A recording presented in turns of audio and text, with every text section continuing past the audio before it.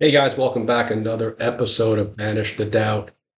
In this episode, I want to continue this conversation that I started with, I believe, the last video on self talk and the subconscious mind and letting go. So I've been talking a lot about the subconscious mind and letting go, but I want to start to introduce now this idea of self talk.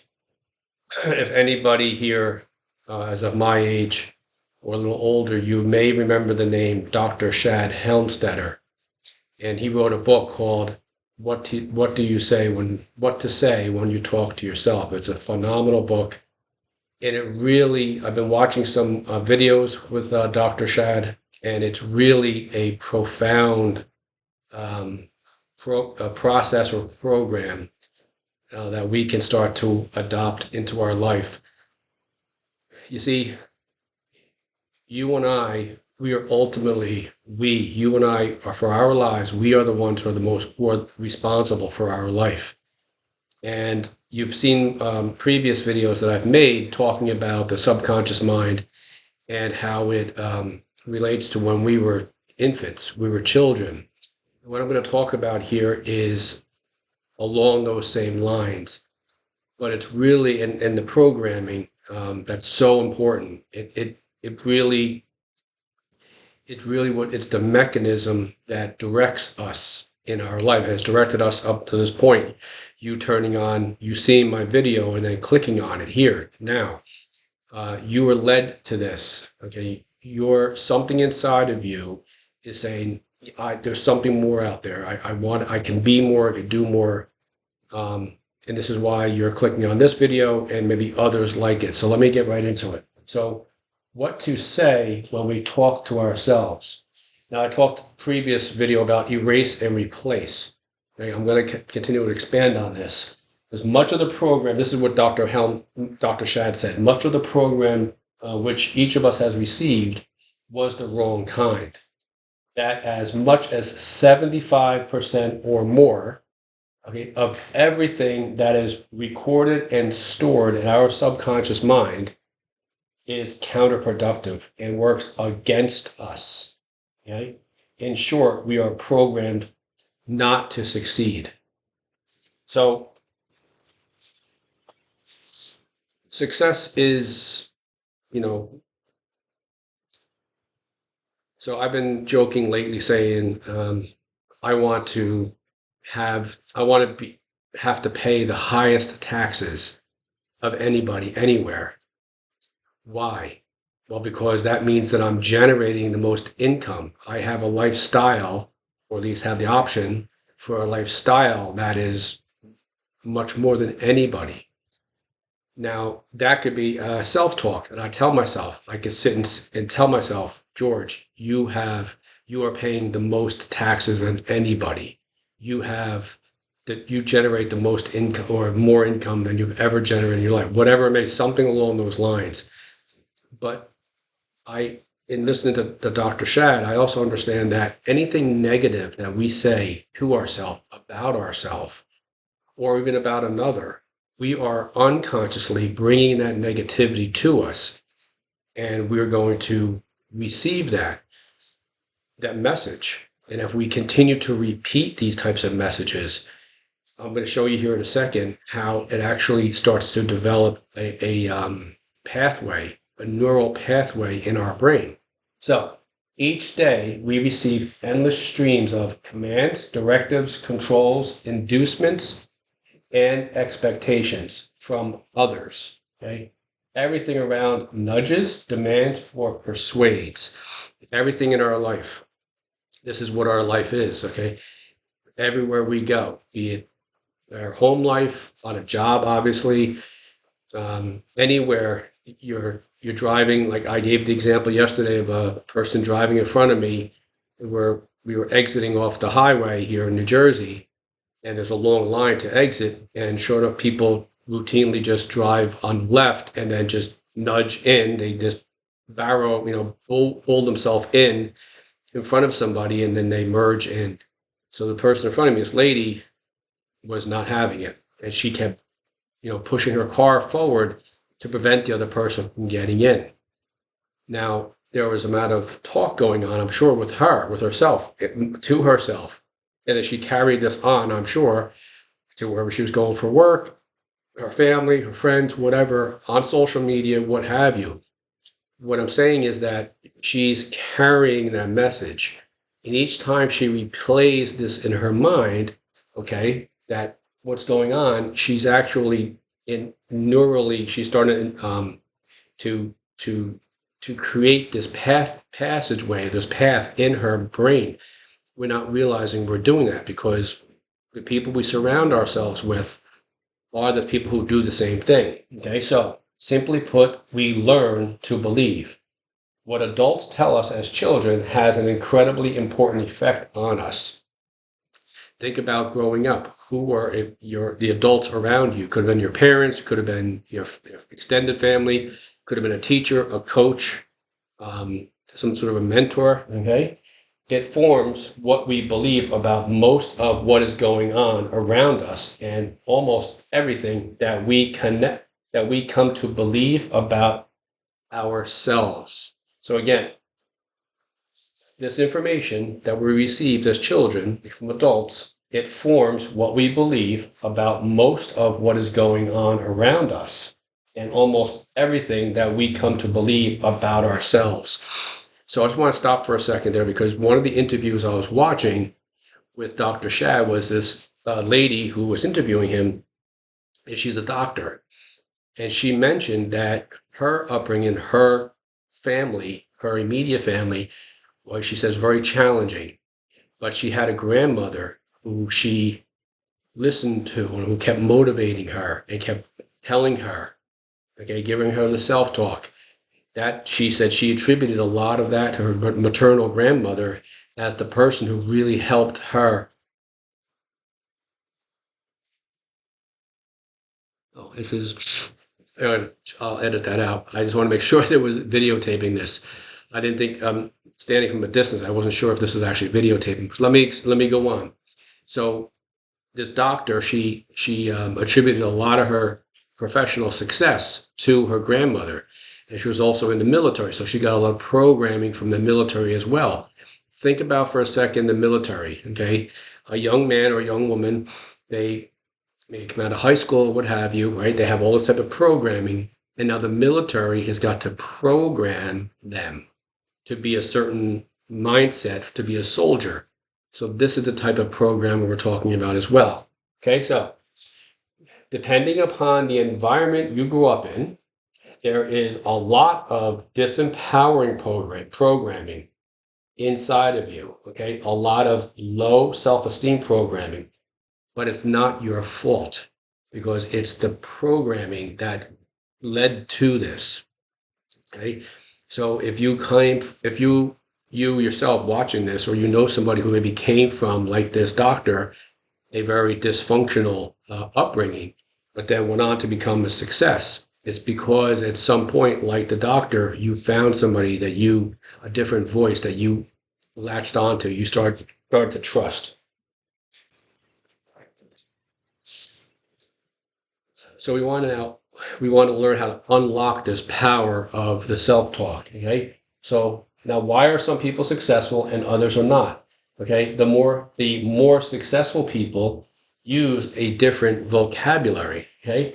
We learn, now think about this. You learned your language, okay, whatever, obviously the English language, listening to me, you learn the language through repetition, okay? No school to go to, okay? We learned our first language, if you happen to know more than one, because it was spoken in the background. Dr. Shad talks about how when he first got involved with self-talk, he found these cassettes because this was back in the 80s, and he said he would have them playing. He noticed he was going through these ups and downs, these peaks and valleys with losing weight. He was always very overweight, and he would go on a diet, and then some of you can relate to this, but the weight would come back. And as he said, it would bring their friends. The weight would bring its friends. So he said he would invest in this self-talk. And when he was shaving, he would have it playing on the sink while he was shaving. And he said this time I'm definitely going to do it. I'm going to try the impossible. He said, because prior to this, he would tell himself losing weight was impossible. So he said he had the cassette on the sink, and he would shave. And he said he would do this every day, and he just have it playing in the background. He said after 10 and a half weeks, he lost 54 pounds. He said, but as amazing as that was, because and the weight never came back. He said because he started to put into practice what he learned about the self-talk. But here's the other part. He said his wife, who was on the other side of the sink, listening just in the environment, just listening to the self-talk, not being a part of it as much as him, she said she lost 25 pounds. So just being in the environment. It reminds me of the story in one of my earlier videos. If you watched, you may recall me talking about what Dr. Wayne Dyer talked about, how just an act of kindness, the energy field that is permeated or comes out from us, okay, serotonin levels, they increase in the person who is displaying this act of kindness. The person receiving the act of kindness has their serotonin levels increase, but people witnessing the act of kindness, their serotonin levels increase as well. So just like that story, self-talk playing in the background will help not just you, but others in your environment as well. So I want to continue here. So neuroplasticity. Okay, neuroplasticity is the brain's ability to rewire. That's going to be very key to remember that. Okay, our brains are designed to take in information, but they're also designed to rewire through neuroplasticity for what we say to ourselves. Okay, neuroscience says that all programming is based on repetition. Okay, so success, the definition of success is repetition, repetition, repetition. Our brains are designed to record information that we get only once, but it doesn't hold on to it. Now that's going to be key. I'll talk about this here in a second. That's that part right there. Our brains are designed to record what we hear, but if we hear it just once, it's just going to let it go. We're not going to hold on to it. But neuroplasticity will play a part here in a second. I'll explain that to you. Okay? Now, if our brain begins to hear the same information a second, third, or fourth time, it says, oh, this must be important. I'd better record this permanently. It actually begins to wire in these messages. So I would like for you to think of walking on grass. Okay, you're going to walk from point A to point B. You walk on the grass, and grass goes down, it comes back up. So it's our brain not, it's receiving the message, but if it snaps back up, it's not going to record it. But you keep on walking across the same path over and over, a second, like it says here, second, third, fourth, fifth time. What's going to happen to the grass? It's going to stay down. Okay, it's eventually going to create a path, right? That's what happens over a long period of time. If we say something along the lines of, I can't remember names, people's names. I get someone's name and I can't remember it. Just can't remember it. If we say that for 10, 20, 30 years, and then we go somewhere and we meet somebody, you're like, I'm going to remember their name. And you probably recognize this. 30 seconds later, after meeting that person, you think, I forgot their name. Because it's the messaging that we've had for the last 10 or 20 or 30 years that's self-talk. I don't remember names. I don't remember names. That part is the lie. We do. Our brains are designed. Yes, we can remember names. So we turn that around. We turn it around to a positive self-talk affirmation. Something as my brain is designed and I always remember names. I remember people's names all the time. I have very strong memory when it comes to remembering names, something along those lines. But this is how we start to talk to ourselves. Okay. So I would like for you to think, so the brain will act on the message or information that are the strongest. So whatever message that we receive that that is the strongest type of message, that's the one that the brain, okay, second or third or fourth time we hear it, is going to really anchor in to our psyche. Whatever it is, it's the strongest messaging. That's the one that's going to stay there. Okay. So now, what I would like, and this is what Dr. Shad did, and I found it phenomenal. There's a powerful, powerful um, information or experience. So he said, I would like for you to think of somebody in your life that you is the most successful, not necessarily with the most amount of money, just somebody who you would think of and you could think of right now that is in your mind. It doesn't have to be somebody you know or you're related to. Whoever you say is the most successful person in almost all areas. Okay, this person is you find them the most successful. Again, it doesn't have to be about money, but that's part of it. Okay, so we're going to ask them to come over and stand over here. Okay, we'll invite them in, and of course they're going to say sure. And okay, so they're going to stand over here. Now I would like for you to think of somebody who is really, really failing. Okay, they're really failing. Nothing goes right with them. Okay, there's nothing going on in their life that's positive at all. Okay, and I'm sure if we were to go and ask this person to come here with us, they would resist. But let's assume just for this exercise, they finally give in and say, okay, fine. And I would like for you to make believe they're standing right here. Okay, so we have the most successful person standing over there, the person who's failing the most standing here. Now, I would like for you to think, what is the difference between the two? Okay, the biggest difference between the two is the programming, the type of programming this person received versus this person. Now, I'd also like you to think of the day they were born. Okay, the day they were born, they were in the infant nursery. Okay, you take a picture and you see them in the infant nursery. Nothing about them at that point, right, said that they were going to be this successful or fail like this.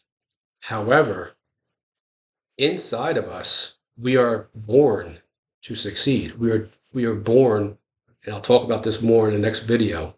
We are born with the potential. It's in us to be the most successful. As much as the highest success that you can think of, we are born with that because it's a survival mechanism. We were all born with this because it's a mechanism for us to survive. It's called a growth mindset. And I'll talk more about that in the next video. But you and I have it. It's inside of us. It's why I believe that we can desire certain things. If we go down to the beach and we're sitting on the beach and we look and we see the home that's right on the ocean and we desire to have that, it's because there is a part of us that is living that experience. But what stops us is the layering of the programming that's inside of us that comes from others that we've adopted. The strongest, programming. And it's either the strongest programming or the person that we trust the most. And I will give you an example of this. So I had a cousin who I refer to as an uncle.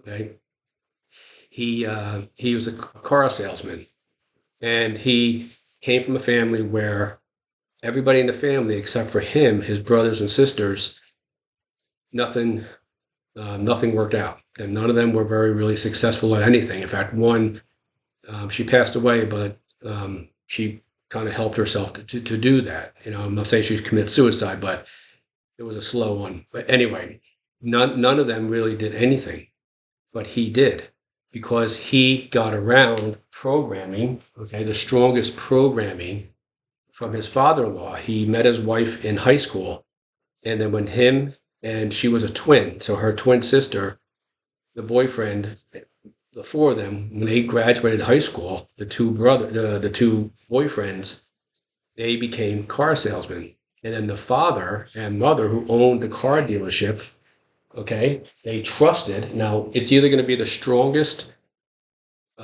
programming or the one we trust the most. And I talked about that earlier. Somebody that we turn to and we trust. So he turned to them, to that family. He was around them the most. He ended up owning one. He almost had, because of if not for the crisis in 2008, that the economy collapsing, he would have owned two car dealerships. He ended up getting to that level because of the programming that he was subjected to. He trusted that, and now that was his. Now he didn't sit necessarily and just think about the self-talk, but it was around him, that type of messaging. Okay, so the realization. This is where we come to this point. What I said to you when I first started the video. We come to then this realization. You and I, are playing the most important role in what happens to us and how successful we are in our life. So you and I, we are the ones, there's nobody else out there, okay, that's responsible for the level of success that we have. However, inside of us, we have this potential that is inside, that we can reach levels of success that for this moment here, we have never really even thought of, okay, because of our programming. It's why we would look at somebody else and say, yeah, well, they're successful, but because of. I will tell you that a Jeff Bezos or an Elon Musk or a Bill Gates or just think of anybody else. Um, you know, I'm here in New Jersey, so I think of the Manning family, Eli Manning. They talk to their children much differently. If you go back to what I first started out with in this video, okay, the more successful people use a different vocabulary for their children. So they're around this type of talk. So what I would say to you is and I talked about this in previous videos, what we may want to adopt, and I have done it myself, it's on here in my phone, is record yourself, okay? The life that you, um, the life that you would love to be. Think about this image of yourself. All judgments, anything else, whatever it is that you would just sit down one day and just think of what you would like, your most successful life. What would it look like? Okay. What would you say? What would you say? How would you talk? How would you walk? How would you act? What would you look like? What would your physical body look like? Um, where would you be living? All of this. Think about it. Write it out. It's very instructive to write this out and write it in present tense. I am living here. I am driving this car. I am living in this community. I feel whatever it may be. Okay. And listen to it. Make a recording. Obviously I'll edit it once in a while, but make a recording and listen to it. Listen to yourself. I would also say you might want to listen to a Louise Hay on YouTube, or anybody else, or a Neville Goddard, and listen to their affirmations and take time. And just like Dr. Shad said, you don't have to sit and listen to it. Just put the phone somewhere when you're doing your makeup, or guys, you're shaving in the morning or driving. Great way to do this, guys, is guys and girls, when you're driving, have it playing. Just listen to it in the background. Utilize the time when you're in your vehicle. I do it all the time. In fact, I got to the point now where that's all I listen to. That's just, the way I go about my life, because I'm like a giant sponge when it comes to this stuff. So really, this is how, okay, we can unlock the power of self-talk. What we say to ourselves. So you can go to Dr. Shad Helmstetter. You can look him up on YouTube. But this is the way that we can go and start to develop and to create this life, literally this life of our dreams. I know it's a cliche, but you can actually live this life of your dreams this way. So if you would like any one-on-one help with this, if there's anything in particular you're dealing with or you'd like to talk about, I do offer one-on-one coaching. Go to my channel and click on the link. I'd be honored to work with you. Okay, guys, thanks very much for the time. As always, if you like this video, go ahead and share it. Leave some comments down below. If you're new to the channel, go ahead and hit the subscribe button and notification bell so you see all of my videos. The more people subscribe to the channel, the bigger the channel gets, the more people around the world get to hear this message and others like it from Dr. Chad Helmstetter, Joe Dispenza, and the like. Okay? Thanks very much, and I'll see you later.